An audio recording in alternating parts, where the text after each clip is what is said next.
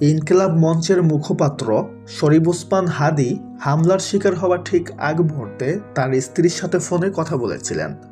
সেই কথোপকথনে উঠে এসেছিল এক মর্মান্তিক বিদায়ের সুর। হাদীর স্ত্রী এক ভিডিও বার্তায় জানিয়েছেন যে হামলার ঠিক কিছুক্ষণ আগে তাদের মধ্যে শেষ কথা হয়।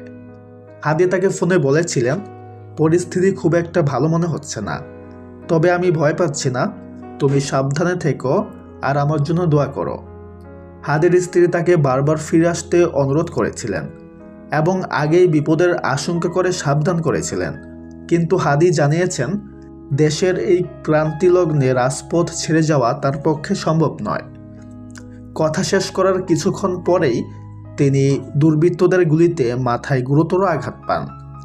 সিঙ্গাপুরে চিকিৎসাধীন অবস্থায় গত 18 ডিসেম্বর তিনি ইন্তেকাল করেন। গতকাল তাকে রাষ্ট্রীয় মর্যাদা দাফন করা হয়।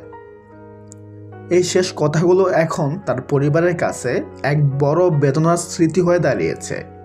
তো ভিউয়ার্স, এই বিষয়ে আপনার কি মতামত কমেন্টে জানাতে ভুলবেন না। সবাই ভালো থাকবেন, ধন্যবাদ।